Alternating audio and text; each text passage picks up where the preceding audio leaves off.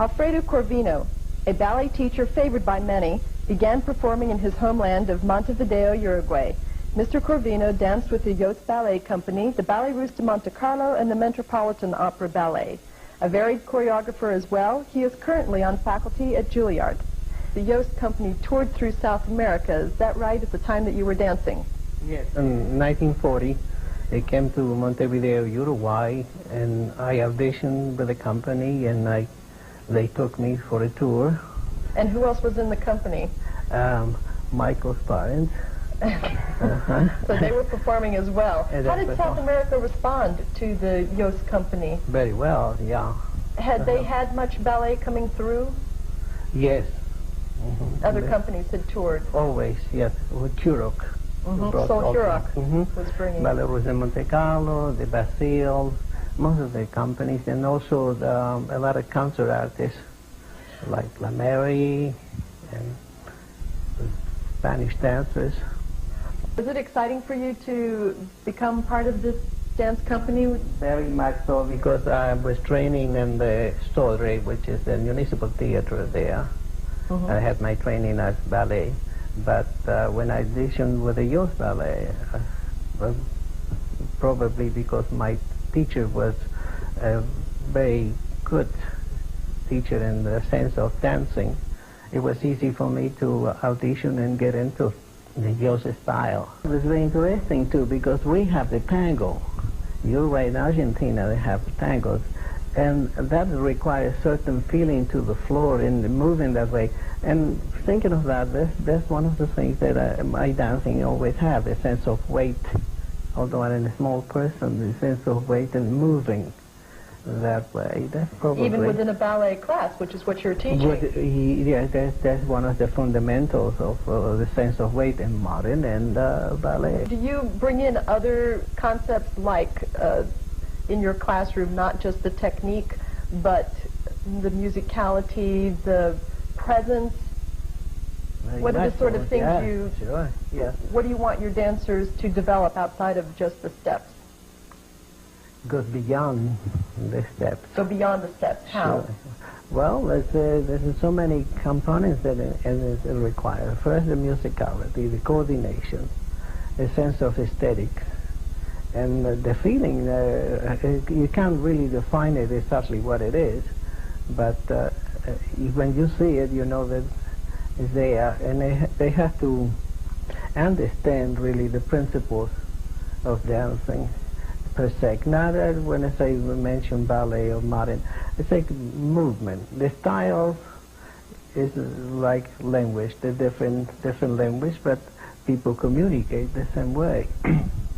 And it's very difficult to find a person who really can put everything together, and there are quite a few, in a sense that they are right on the music, and at the same time they have the shape and the feeling they're required to do the movement. I always say you have to really use the movement, you use the step instead of just doing it. In the sense that somebody starts jumping, I say, don't jump. The dance that requires you to jump, you jump the necessary moment to do the step. Instead of just sometimes you just keep on jumping. It has nothing to do with the things at hand. Intent behind the movement. Going into the youth ballet was such a thrill to dance. I mean, the whole repertory, Big City, the dance board. Why was it a thrill? What was it? I don't know. It's satisfying. It's an emotional and the whole thing. I think Mr. Yost choreographed so perfectly. He never did an extra movement more than necessary, and it mean everything.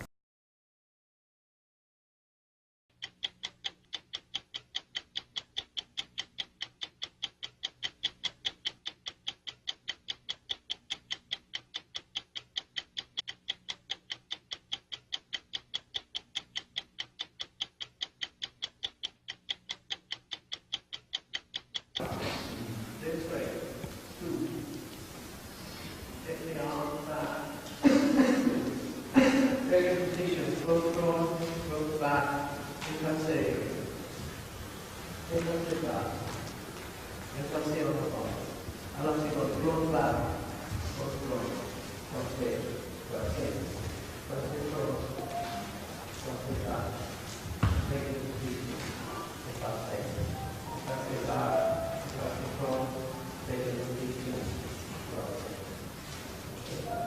If you come into the front, the first and the second.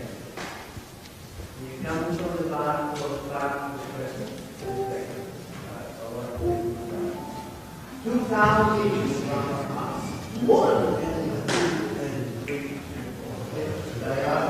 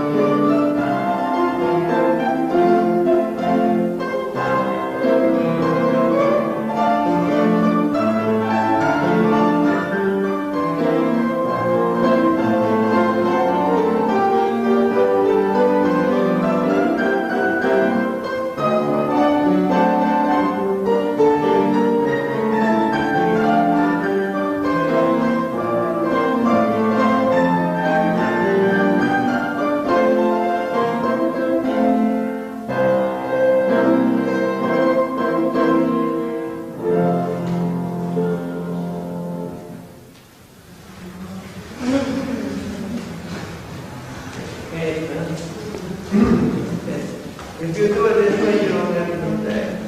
1, 2, 3, 4,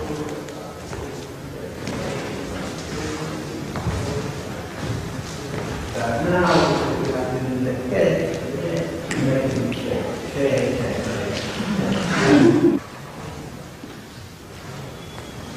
Let the body breathe. Okay? Right now, the back, what can you do?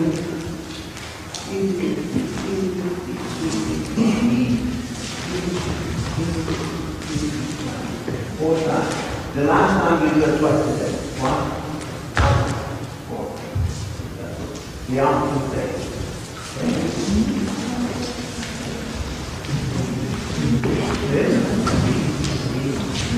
This.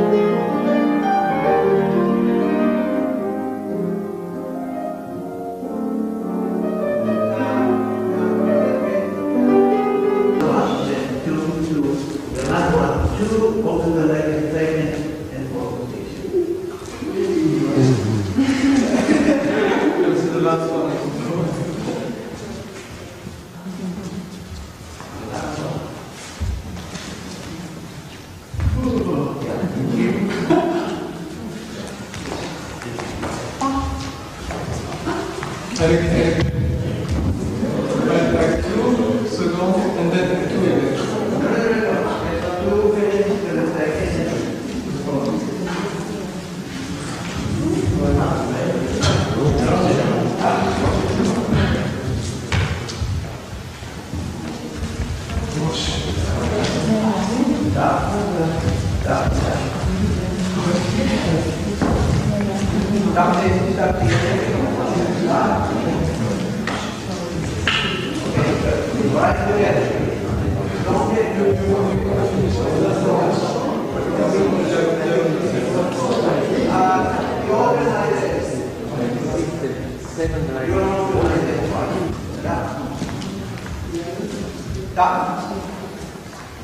Okay? Don't get the leg. We're on here on the jump.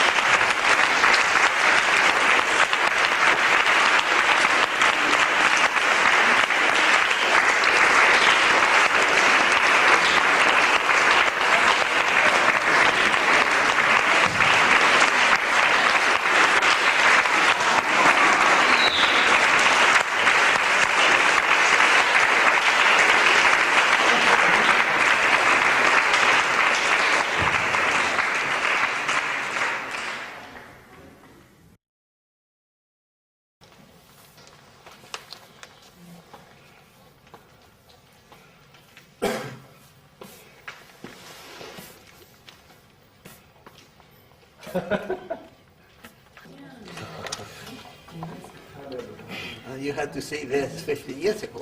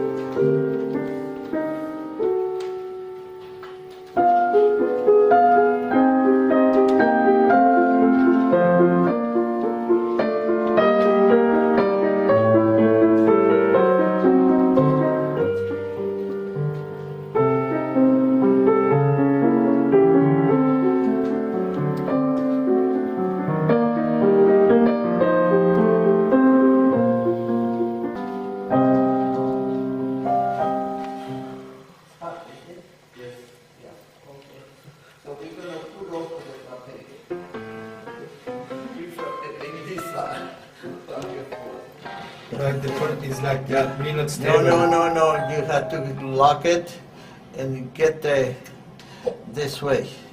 Not this way, this way.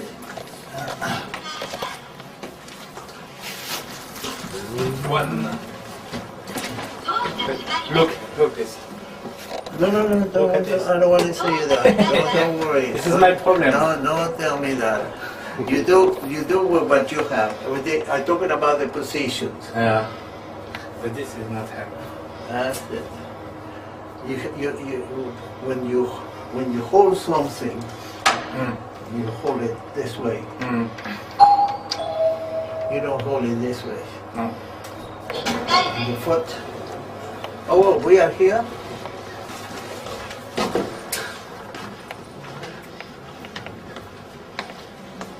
You know how you hold a sword? The sword. Yeah. How to do it? See.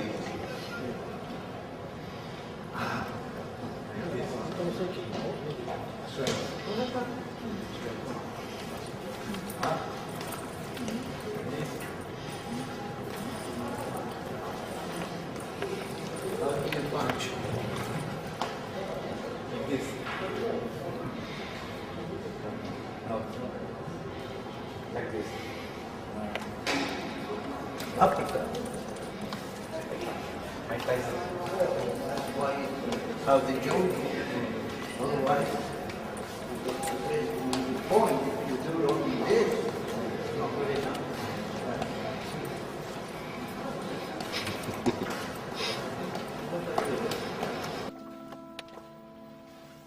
Good. Thank you very much.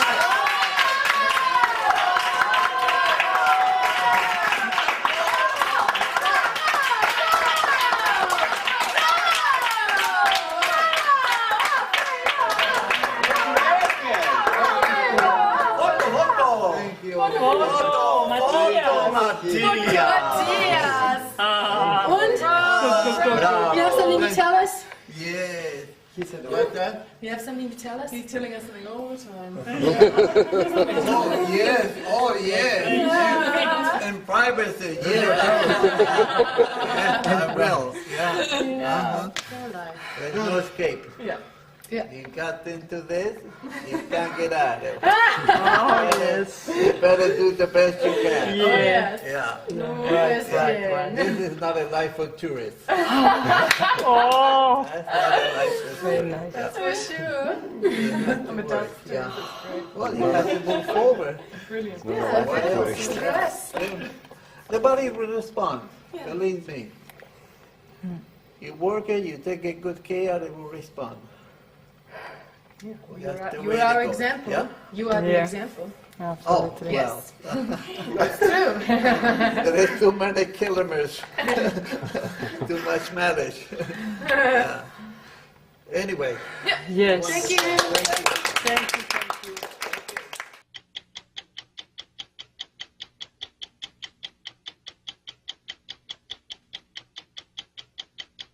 There's a couple of letters that people have written who are not here tonight. One is from Ben Harkavy, and it's to you, Mr. Corvino.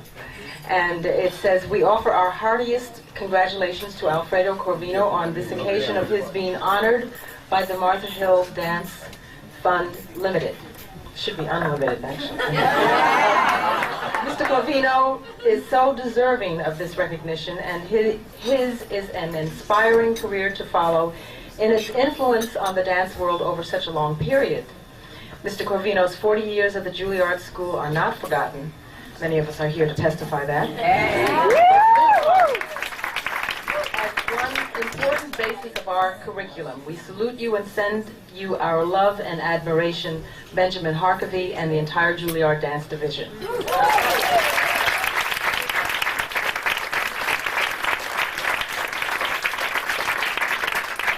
The next, my friend, we used to wait tables together at International House.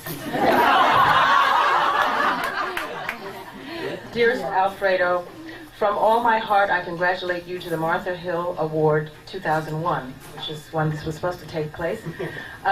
Since I first met you in the late 50s as a pupil at the vault Folkwang School in Germany. Your wonderful and gentle way of teaching, your profound wisdom, and your uplifting sense of humor made a great impression on me.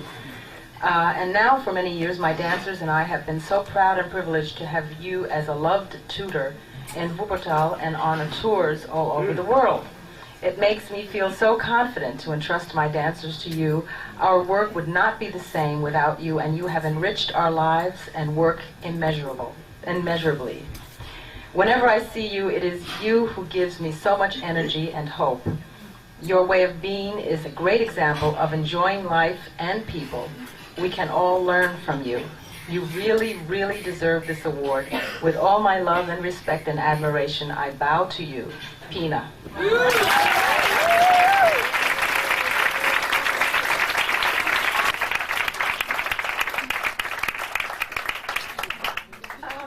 Some poignant insights into the sterling character of Alfredo Corvino, and in particular the marvelous ways in which he found humor in life, are well reflected by his family. Martha Hill knew Alfredo.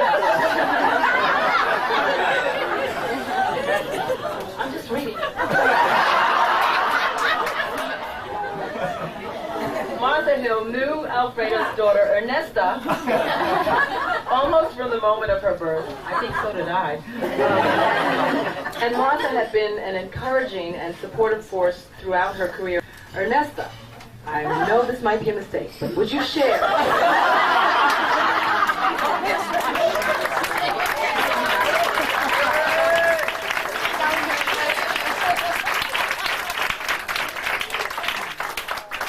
I think she's right. I think it's a big mistake. Anyway, I'll probably be telling you a few things that you already know, since we've had so many nice dance history lessons here tonight already, and some things that you probably don't know, like inside gossip and this kind of thing. But as you already know, 50 years ago, in 1952, Martha Hill founded the dance division at the Juilliard School. And she acquired some pretty illustrious people for her faculty, including the likes of Anthony Tudor and Jose Limon and Martha Graham. Now here's the part maybe you didn't know. She also hired a very young Alfredo Corvino, and that was all my fault. You see, because at that time, my father was still actively performing and going away on tours. And shortly after I was born, he went away on a tour that lasted a couple of months. And when he came home, I didn't recognize him. I mean, who was this strange man coming at me with arms outstretched and a big smile on his face? I was terrified, and I started to scream. Remember?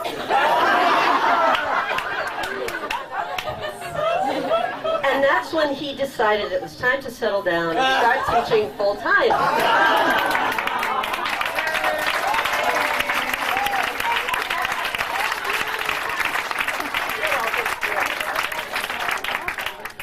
So he took Martha Hill up on her offer. And ironically, all these years later, there he is off on tour again, almost all the time. Off on tour with Pina Bausch. But this time when... comes home now? Well, this time when he comes home, at least I recognize him. I still scream really loud, but I recognize him. And talk about recognize, I'm really thrilled that he's being recognized here tonight with this award ceremony, and that we're all here with him to share.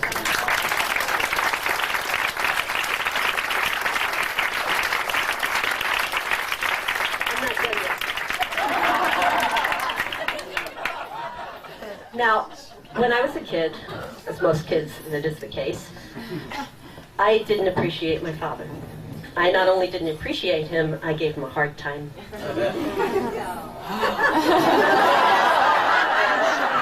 Now you have to understand that this man for years kept up a schedule that would kill a horse. In the early days we lived out in Brooklyn, and he would wake up early in the morning, get into his car, drive into Midtown Manhattan, park the car in a garage near the Old Met Opera on 40th Street. Then he'd get on the subway, go up to Juilliard, teach a class or two there, get back on the train, go down to the Met, teach there, then get back on the train and go up to Juilliard for some more Juilliard, and then he'd go back down to the Met, teach 1 or 2 more classes.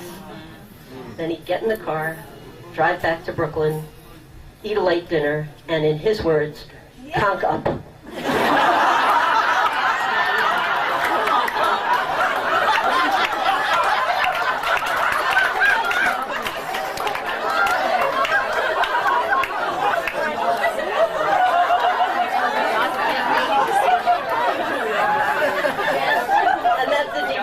All the extras like rehearsals and choreographing, but finally when the weekends would come, at least after Saturday morning when he'd teach at Juilliard in the prep division, who remembers that? Yes, a lot of good people came out of the prep division.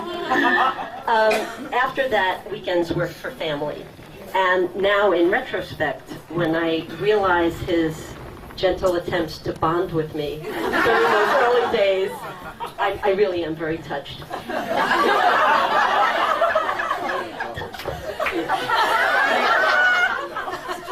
First, there was the car. Now, some of you know this, some of you don't. Mr. Corvino has a big passion for cars.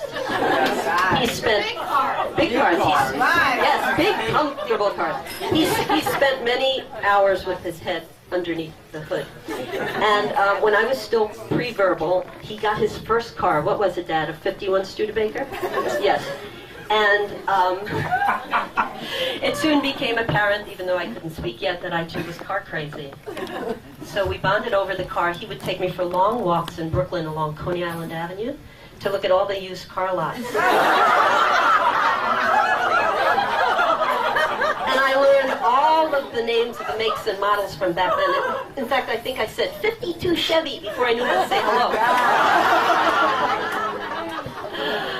And he would even let me steer the car by myself up in the country in the Berkshires near Jacob's Pillow. When I was very little, he trusted me to do that. And so he was definitely earning points.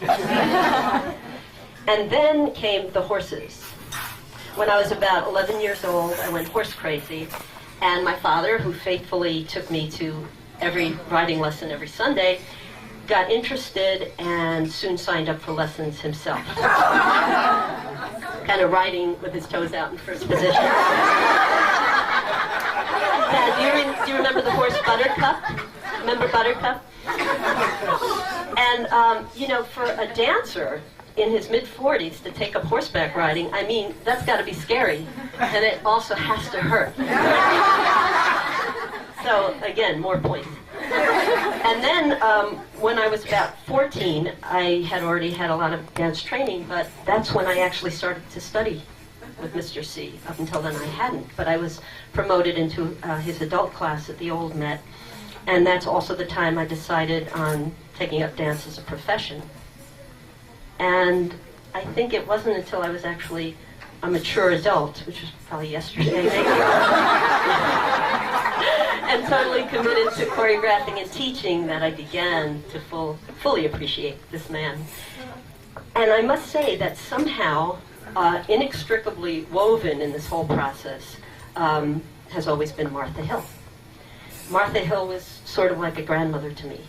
She would call up the house very often, and as Ethel was saying in her presentation, that she would very often want to know if Dad could accompany her to some performance or another and then drive her back home to Brooklyn when it was over, which he always did without fail.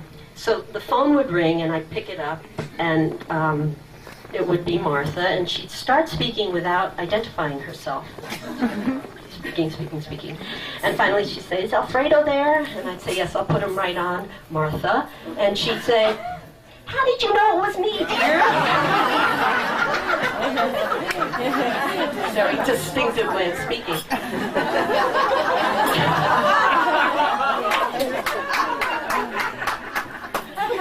Yeah, anyway. And as the years went on, I not only began to appreciate my father for himself and Martha for herself, but I began to realize there was a very unique relationship between these two remarkable people. They definitely had a lot in common. They were always both so unselfconsciously dedicated to their work and unselfishly nurturing to any and all young dancers that seemed sincere. I know they were at practically every performance that was ever produced. I don't know how they managed it. But they were also very supportive to me, you know, individually, on their own, and both together. And, I mean, there just are no words to describe that kind of dedication and nurturing that these two people seem to have endless supplies of. And I remember the last time I saw Martha Hill was at a function, a big function with lots of dancers, some younger, some older, some choreographers, some teachers, some performers. And somehow she managed to speak to all of them and give them words of encouragement and, of course, words of advice, too. And towards the end of the evening, she sat down next to me, and she pulled out her checkbook. And she was so frail she could barely write. But she proceeded to make out a donation to my dance company. And I was so flabbergasted that I started to like stutter and say, "Oh, well, thank you, Martha. Oh, you're so kind. Thank you so very much." And she didn't even look up. She said without looking up, she said, "Well, dear, we must keep the dance going." And then we got into the car and drove her home to Brooklyn. Thank you, Martha.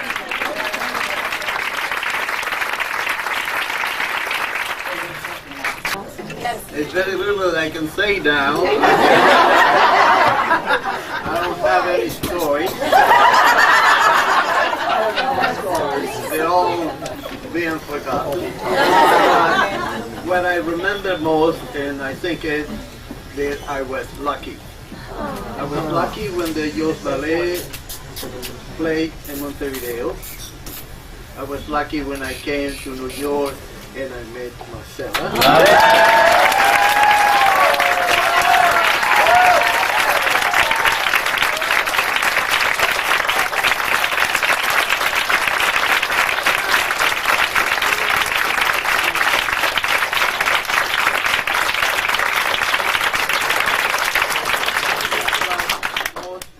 When I met Martha, she took me into the faculty of Julia without any question. We understood each other, and she trusted my judgment all the time. She used to send me little notes that so wants to move to the next level. Please look it up and tell me the result. And she trusts me. And for that, I thank Martha very much. Okay. Thank you all for coming here. It was a very pleasant night. Never forget.